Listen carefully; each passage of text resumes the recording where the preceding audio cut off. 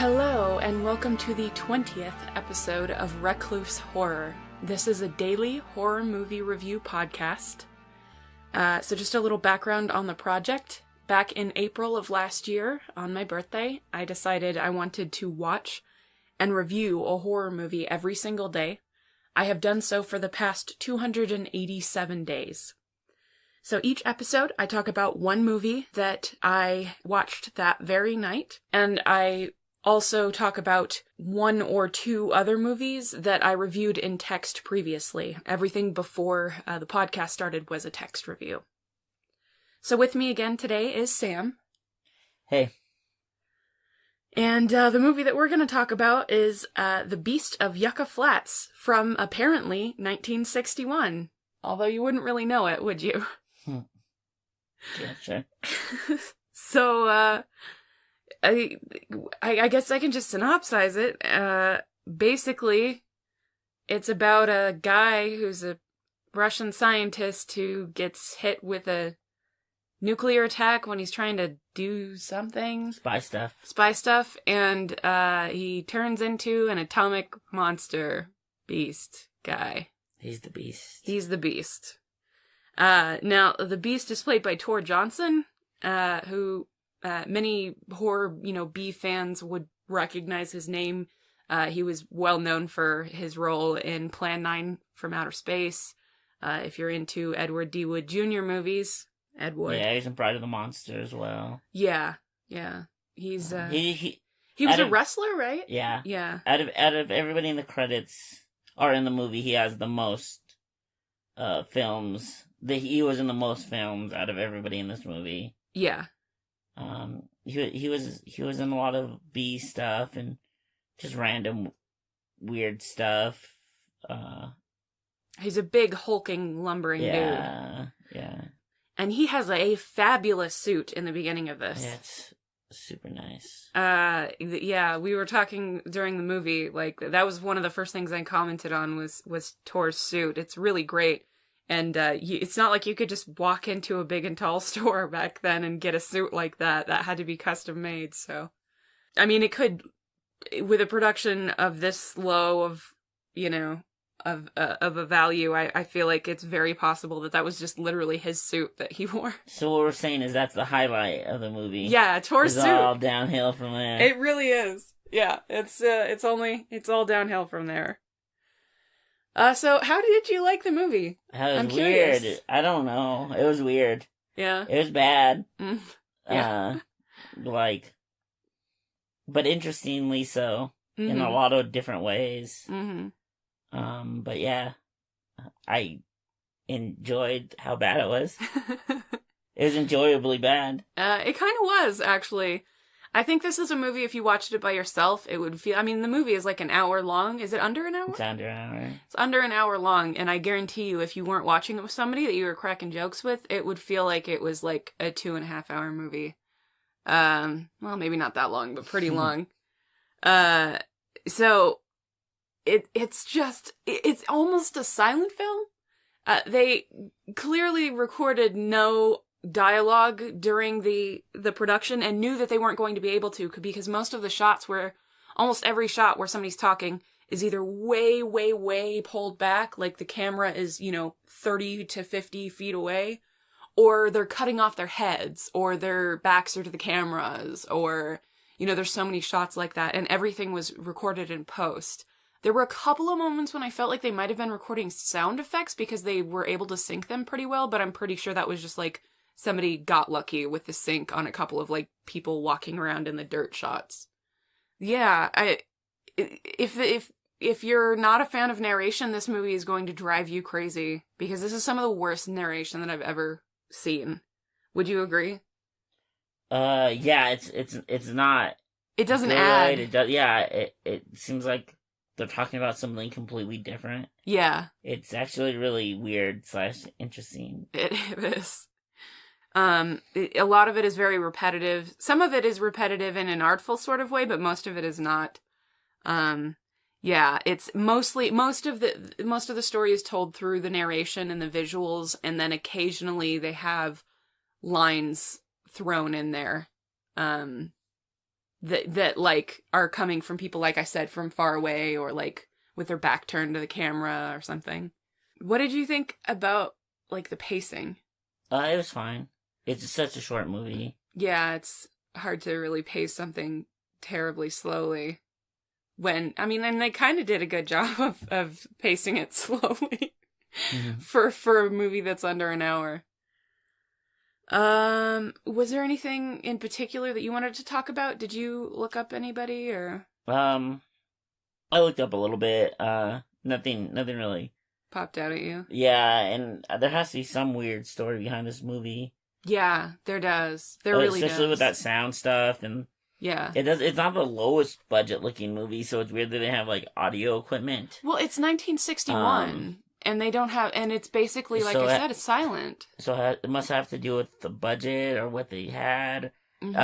It's really weird that they went that direction. Yeah. To record everything in post. Yeah, and just video, like with no audio for any of it. Yeah. That's very interesting. Yeah. There's also a few other things that are kind of interesting. Like, the beginning shot is of this woman being strangled. Oh, yeah, with the clock. And I really don't know, with this ticking clock. Yeah. And I don't know what that is in reference to, or it never comes back. There's a few things in this movie. That never come back. They just never come back, that are just little shots of, like, this guy feeding a sandwich to his dog. There's this end scene with the rabbit that's weird. Uh-huh. One of the like police officers' wife shows up in the movie for like 2 seconds, and on a lot of the movie posters, that woman's like on the movie posters, but she's in the movie for like 2 seconds. You know, I didn't even remember the wife, the sheriff's wife. You said? Huh? I don't even remember. This movie's weird. Well, see, okay, these are the things that I found kind of funny. They clearly intended not to have sound because they framed their shots in such a way that they could cover for that, because they didn't want to have to deal with syncing lip flap. They maybe didn't have ADR technology, even though it existed at that point. But so there's that element, and then there's the other element of like they have some shots with like that are clearly done with a plane that they had to have taken on a plane, and then some shots of a plane flying in the background that weren't like, you know, green screen or blue screen or whatever you would do back then. They weren't transposed anyway. So like, how do you get these two different like styles and techniques? The things that seem ultra low budget and then the things that don't. Like, I could almost buy, like, if it weren't for the framing of the shots, I could almost buy that, like, they got to post and realize, like, all of our sound is garbage and we can't use it, so we have to re-record everything, and that would be terrible, but, like, I would get it. But there's none of that. That's not what happened. So No, this movie's weird. So what is this movie? This movie's super weird. Yeah. I don't have a ton more to really say about it. Yeah. Other than maybe talking about who might like it. Yeah. Well, what did you think of Tor? Oh, he's always terrible.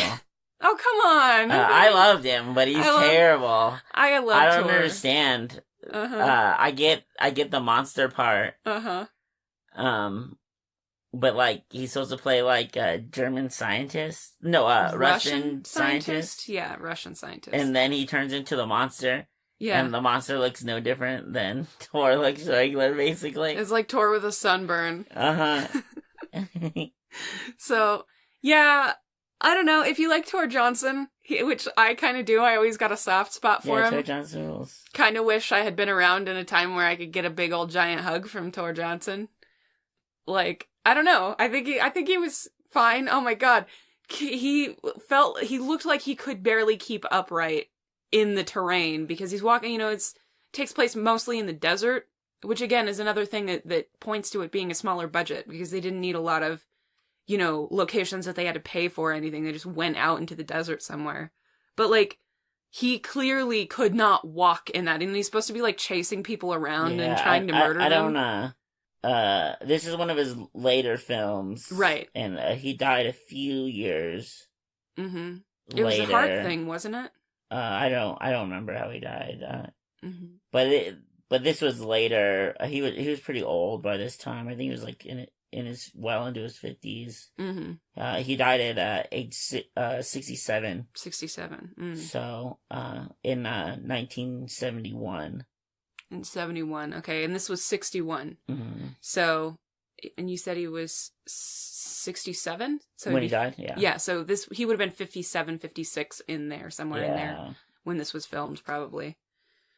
Yeah, I always have a soft spot for Tor Johnson. He's definitely not a good actor or whatever, but, like, the transition between being a weird, wrestling, fighting dude to being, like, an actor always playing giant, lumbering, hulking beasts of some kind, even if you only have a sunburn. I don't know. I think it's an interesting choice. He clearly must have enjoyed it, because I can't imagine the money was better. Yeah, and especially in all these B movies and like little bit parts that he had done. So he must have really liked it. Yeah, which just that idea I always appreciated. And it wasn't just like he worked just for Ed Wood or anything, because that would be like, oh, he's just always doing his buddy a favor or something. Yeah, he was in other stuff. He was in Bonanza. Oh, really? Yeah, and a few other like mainstream-ish TV shows besides Bonanza. Mm-hmm.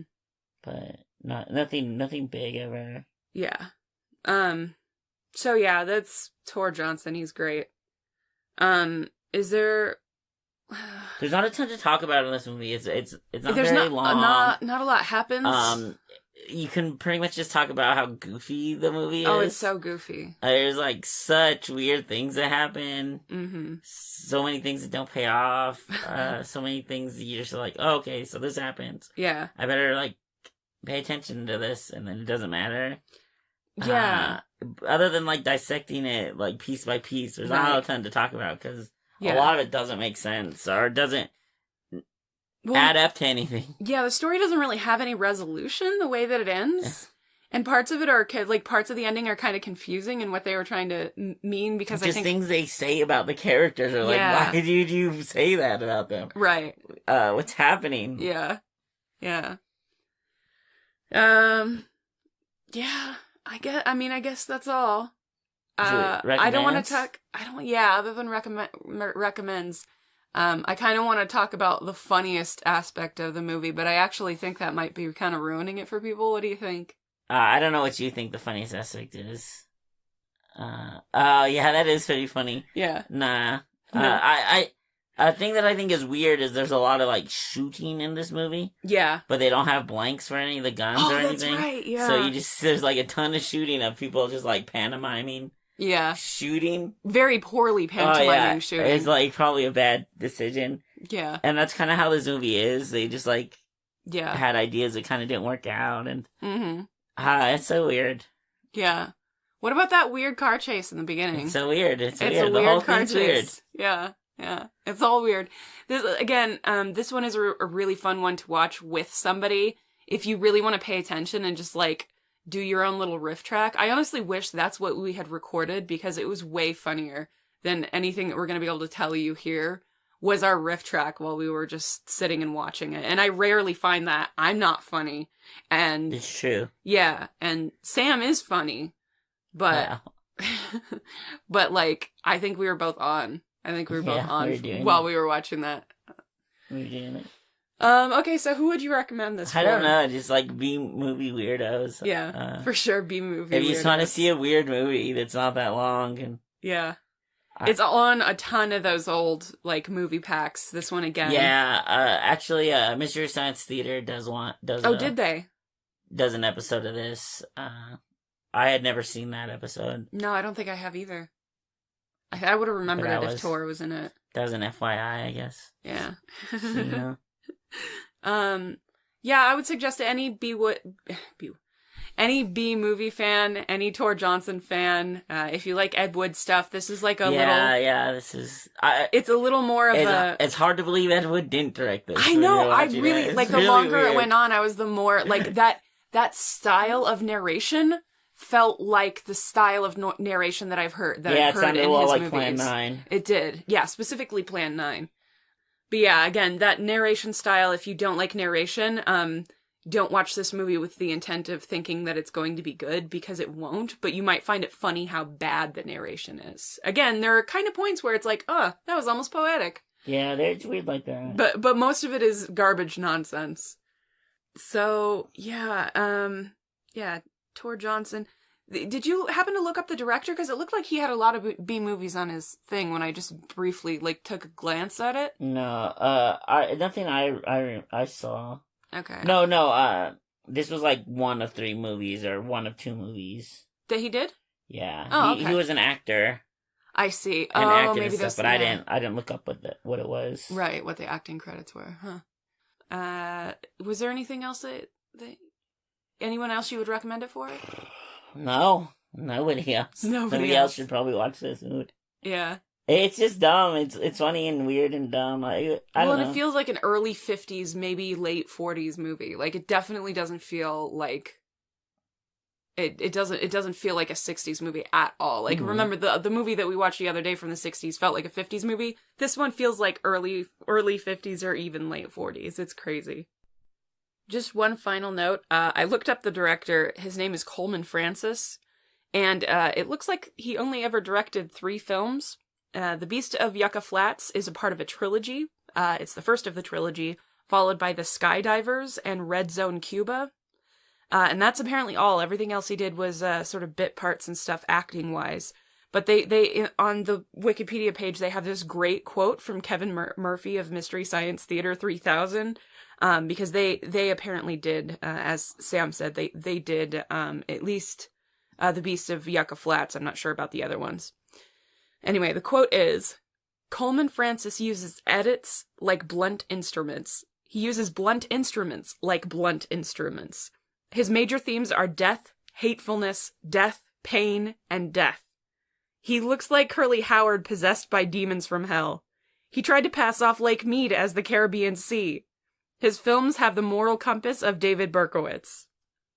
So, I don't know. I just thought that was funny. That movie's not as cool as those quotes are, though. No, it's a great quote. It's a really fantastic quote. Yeah, but they make the movie sound super cool. Yeah. But they're not as cool as that. They're much funnier and weirder. Yeah. All right, so that's the quote. Well, I guess that's our review of The Beast of Yucca Flats from 1961. So the second movie that I wanted to talk about today is Pod from 2015. Now, we've talked about this one before.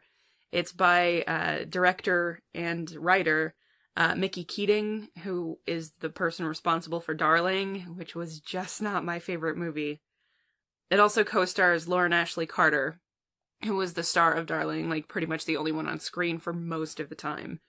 But this one I liked a ton better than Darling. Samuel, how did you feel about Pod? I didn't like Pod. And you kind of liked Darling, right? I kind of saw what they were going for. Yeah, what they were going for, and some good things in it. I didn't care about Pod whatsoever. Yeah. I liked Pod a lot better. There were some things there was one particular aspect that I really liked that I'll get into, but I was pleasantly, I'm probably grading this on a scale here, on sort of a sliding scale based on how much I was disappointed by Darling, but, I thought it was okay. So Pod is a movie about a man who, while walking his dog through the woods, believes he's found something very different than he might have expected to. When his brother gets a strange message from him, he collects their sister and heads up to the cabin where he is staying to find out what's going on. So, what's your major gripe with this movie? Because I assume it's the same as what probably my biggest problem is. The pacing's not great. It takes a long time for anything to happen. True. That I care about. It feels really redundant. It feels like a movie that's made a bunch of times. Yeah. It feels like a ripoff of a Stephen King ripoff, which is not a great place to be. Yeah. Well, I mean, yeah, I think my biggest problem is that it is very derivative. There are a lot of movies in this subgenre that do kind of the same thing, and definitely Stephen King is among them. But, I mean, the biggest influence seems to be Dreamcatcher, but there's a few other ones. The X-Files, I Want to Believe, and John Carpenter's The Thing, you can all see that in there.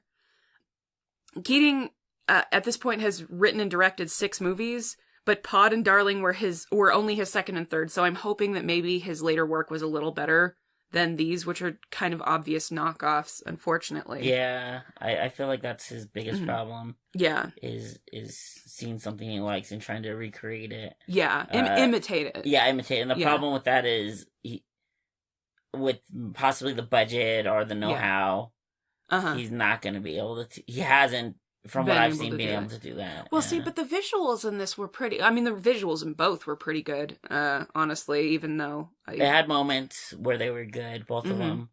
But I think overall it wasn't enough to, like, make a good movie. Yeah. And there were visuals in both of them that were, like, pretty shitty, too. I think that's a big problem. How did you feel about the acting in this one? I don't remember very well. It's been a long time since I've seen it. Yeah. I don't remember being bothered by it, but I don't remember it saving the movie, because a lot of it is just dialogue. A lot of it is acting off of each other. Yeah. It's such a big part of the movie, and I feel like that makes it really hard because none of these actors are big actors. You know, not that they might not be great actors regardless. Right. But if you don't have, like, something to really push you forward in the story in that way, it's gonna drag. And I feel like that's what this suffers from a lot. Like I said, it's been a long time, so it's hard for me to specifically say that. Yeah. But from my long-term memory, I don't remember any one of the actors being, like, so good that I remember it. See, we watched this on the 1st of May in 2017, so it has been a really long time. That's why I always, like, look at my text reviews while I'm doing this, because there's no other way that I could remember the sort of details that I remember about most of these movies. And this one was, I wouldn't call it forgettable, because I do remember, like, being really pleasantly surprised with this movie, but definitely the specific aspects of what I liked about it are gone. I remember good visuals, I remember the winter aesthetic, and I remember the characters, how strong I felt the characters were. The acting is also really strong, other than one minor character. At least it was for me. Lauren Ashley Carter is considerably better here than in the few really bizarre lines of dialogue in Darling that she had, which suggests that the weirdness may have been a directorial choice, as I sort of suspected when I had watched that one.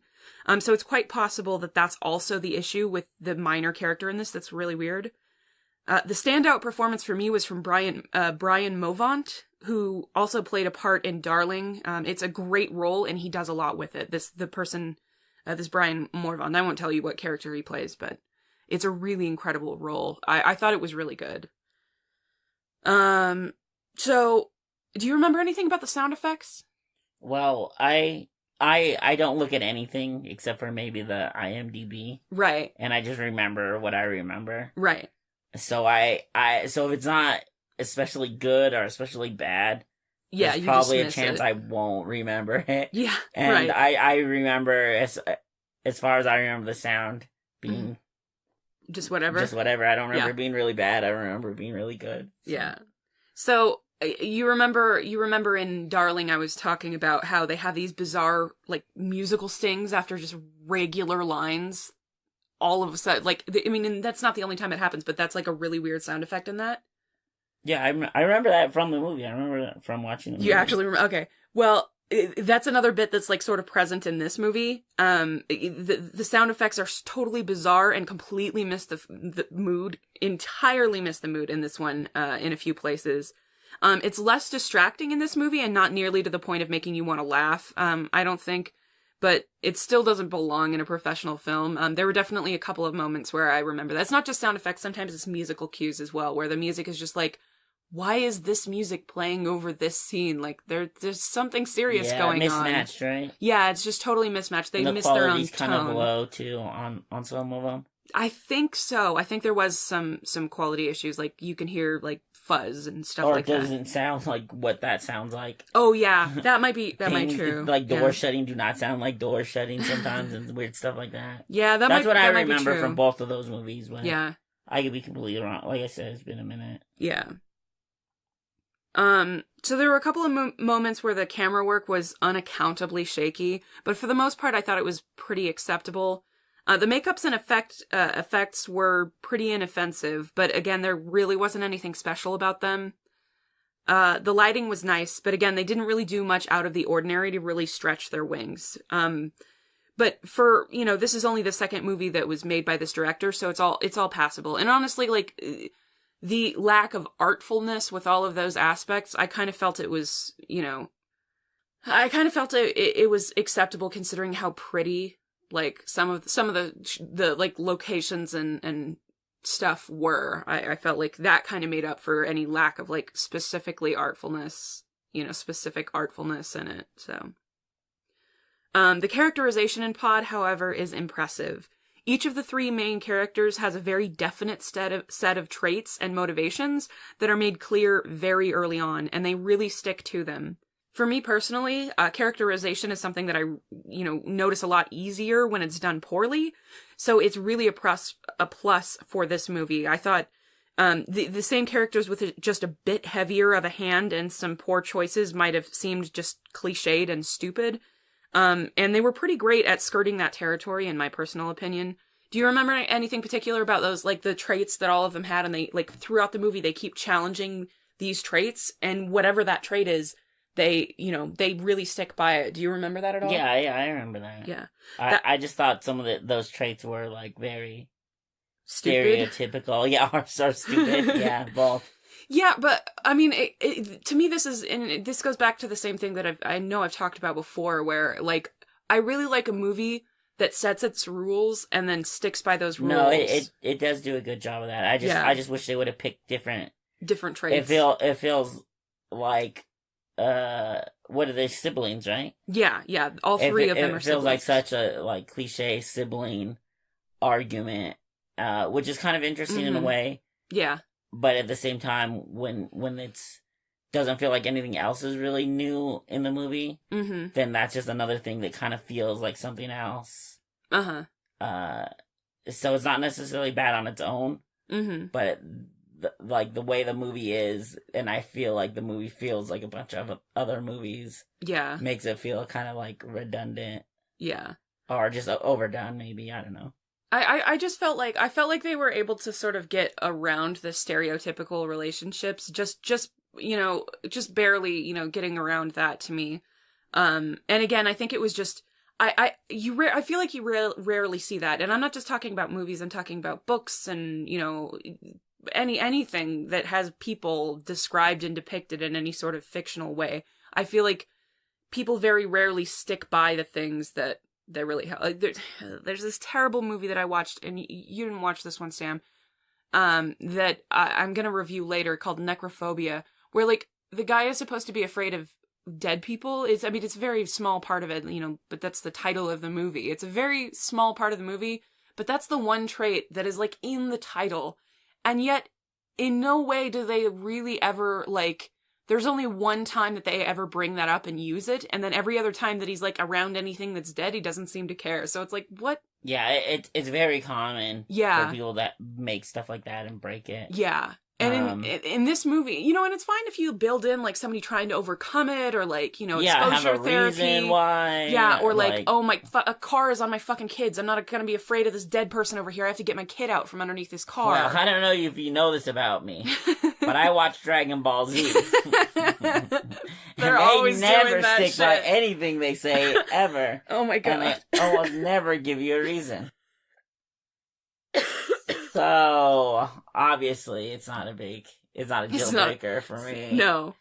But it's it's sort of refreshing to see that happen in this. I felt like the characters have traits, and it's such a movie that, like, that's not a necessary component of of the movie, the scenario that they play out in this movie. This isn't something where where it's like, oh, well, this is a movie where this needs to happen. I don't even know what kind of movie that would be where that has to happen. But it's definitely not this one. And yeah, I don't know. I just, I that impressed upon me to the point where I remembered it to this day. Like the characters were what I really enjoyed in that. Well, the thing about it, and the problem with that is that, yeah, they stick by their character, which is refreshing. Right. Since so many movies just go back on it and don't ever even give you a reason why they would go back on it. Right. But none of it matters in the movie. None of their characterization matters in this movie. I guess. And I think that was the most frustrating part to me, is they had a certain type of movie, and I think they just, like, threw, like, a sci-fi horror thing onto it so that people would watch it, instead of be like, oh, I don't want to watch this family drama. Right. Which it mostly is. Yeah, it definitely is more of that. Well, definitely the plot in a general sense is nothing spectacular, but it does have a beginning, a middle, and an end, basically, which to me is an improvement over Darling. Yeah, it's a movie. Yeah, exactly. I mean, the script is a little tired, but it's really refreshing after watching Darling. Which was not a movie. Which was just not a movie. Music video. Which was an art project. It's something that you would see played in the background of somebody's musical set. Yeah, this is like an actual, like, formed movie, or at least in movie form. Yeah. Whether that helps it or hurts it. Yeah. Which I think might hurt this movie, because it's so, at least if it wasn't that, you'd be like, well, at least it wasn't derivative in that way. Just every other way. I've just seen so much out of this subgenre, honestly. Like, so, I mean, I could pretty much take this one at face value. There's probably some, this movie showed me that there is actually a potential there behind Mickey Keating. Like, he could become a decent, director at least, not necessarily a writer. But, and maybe, I don't know. Again, this was still better writing than Darling, which didn't have writing, so there's still some learning, I think, to do. They had a house. A black and white camera. Yeah, I know. All right? They did. They really did. All right? This just had Stephen King ripoff and family drama. Yeah. I don't care about Mickey Keating's career as much as you do. Or about him at all. It's weird that you talk about him so much, like you know him or something. Well, it's actually very strange. Well, for some reason, I feel like, I don't know. So what do you feel? You feel something about Mickey Keating? No. World's most forgettable director. Tell me about it. Tell me about him. Tell me about it. No, back in April, when I watched this, when I looked up the information to do the review on Darling, I looked up his name and I'm like, I swear to God, I know that name from somewhere. And I still feel like I know that name. It sticks in my head and I don't know why. But, like, I looked up his stuff. I know that unless I've known somebody named Mickey Keating, Mickey Keating, then I don't know why I feel familiar with this name. So, like, and again, I do kind of feel bad for how bad how much I hated Darling. And I stick by that. I really didn't like it. So, like, when I saw Pod and saw, like, him apply his sort of, better style, I think, to this movie, like his use of style or whatever to this movie, then I don't know. I was relieved, because I hate giving bad reviews to like tiny production movies, current ones anyway. What? I don't. It's good. Cool. Cool story. Well, I try to grade. You know that I do this, but I try to grade on a scale when it comes to, like, if you have a budget of $10,000, you should not be compared in the same way to a movie with a budget of, $63 million. It just should not, you can't compare those two. And I feel like I couldn't help myself on Darling. I hated that one. I grade a little different in that respect. Yeah. I'll take more in consideration of what you had rather than the money you had. Yeah. And it's obvious what you have. Yeah.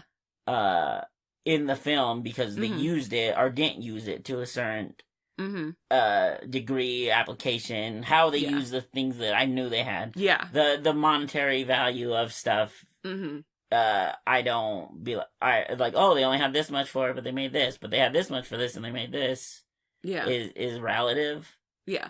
Well, no, it's true, because, you know, the flat numbers don't necessarily mean they didn't have more resources available, because it's not like they had to buy every piece of equipment. A lot of it might have been rented, same with locations. Yeah, well, so when you see something in a movie that they obviously don't use or apply in the right way, it will always be less than... Right.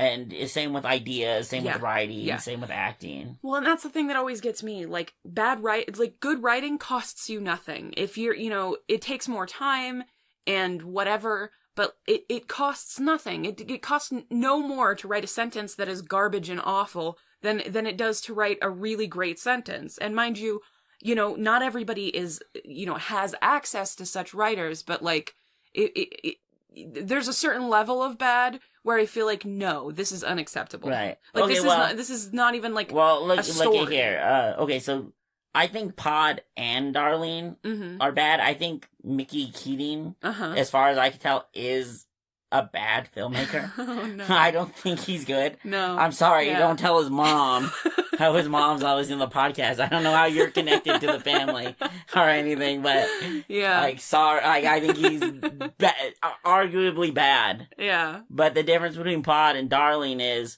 Pod's like a version of a movie, TV show, X-Files. Made for TV movie. Yeah, made for TV movie that I've seen a bunch of times. Yeah. Darling is like an art movie that I have also seen a bunch of times, but it's less popular, less redone. Only like a handful of like good directors did it, like are able to even try to do it, right? Because everybody else is worried about the failure. Yeah. So at least that's like a spectacular try and failure. This was trying to be really safe and still a failure. See, I don't think that's what it is. I understand what you're saying. I know that's what it is. I understand what you're saying with that. I really do. But, like, to me, it feels so, like, nothing that I saw in Darling is something that I wouldn't have seen in, like, literally a film student, like, their work. And this was his third movie. I don't disagree with that at all. I have to stress that Darling was made after Pod. Pod was his second movie, and Darling was his third movie. So, the fact that Pod to me is better, he doesn't appear to have improved. I guess he's gotten... I think by Darling he had gotten a little stronger in his voice, maybe on a visual level, but that script was not a script. That had to have been a 4-page script. I mean, there's no way. It just, okay. It feels like every film student's art piece that they do. So it feels very unprofessional. Yes, Pod had a script that has been borrowed. I mean, he could have cut and pasted from, 5 other movies. Just taken lines out and thrown them in there. But, like, at least it was a movie. To me, again, beginning, middle, and end, some of the performances were really good, and the characterization was very strong. I have a convincing review on IMDb from View and Review of January 2016 making a good claim that Pod stands for piece of doo-doo. Thank you, IMDb. So I don't know. I don't know. Well, if we're gonna cite their review, we should give them a shout out. What is their name on IMDb? View and Review. That's their name. View and Review. Okay, so View and Review. If you're out there, check out. That is a succinct, right to the point in the heart of this. Still got 2 stars somehow. Still got 2 stars. Still got 2 stars. Still got 2 stars. Oh, man. Yeah. Okay.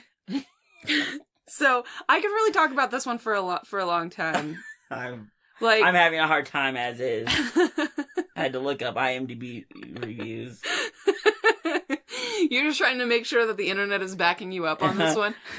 I wanted to see what people had to say about it, and this guy's review title was too good. The best thing that came out of the movie is this guy's review title. Oh, God. All right. So I guess I should call it, because I could really, contrast these two movies for a really long time. But we already contrasted them kind of a little bit in the last... Two. Yeah, this is part 2 of the Mickey Keating saga.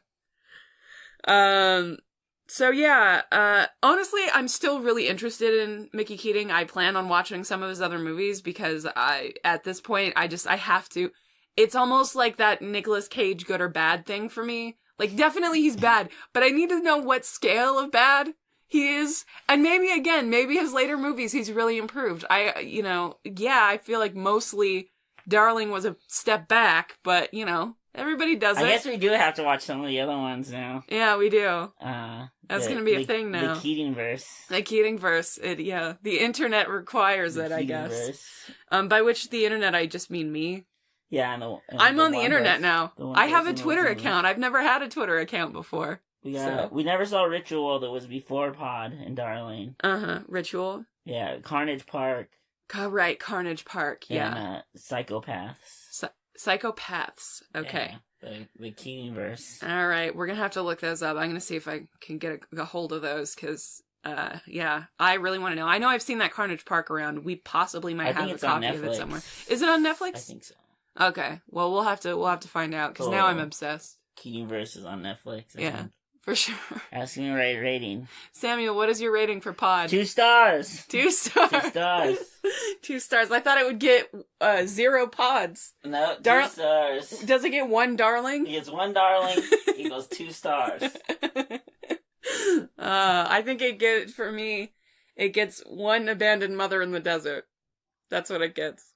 I guess that's the show today. I guess. I don't know. I'm not done with this. My brain isn't done with this topic. If you, for some reason, enjoyed this podcast, and hopefully this isn't Mickey Keating. Hi, sorry. Don't mean to be those other ones. We are, and I'm really, really rooting for you. I am. Yeah. Anyway, that's our show. If you want to reach out to me, I am on Facebook, Twitter, Instagram. You can email me at reclusehorror@gmail.com. Send whatever. If you found this podcast on a platform you don't enjoy, I'm also on YouTube, iTunes. I was going to call it Instagram. Different things. YouTube. Stitcher, Podcast Addict. I do. That sounds bad. Don't put tubes in my eyes. And yeah, basically any podcatcher you can find us. Did you have any other final notes or anything for this show? Okay. Well, thank everybody. Thank you so much. Sam, say goodbye. Goodbye, Sam.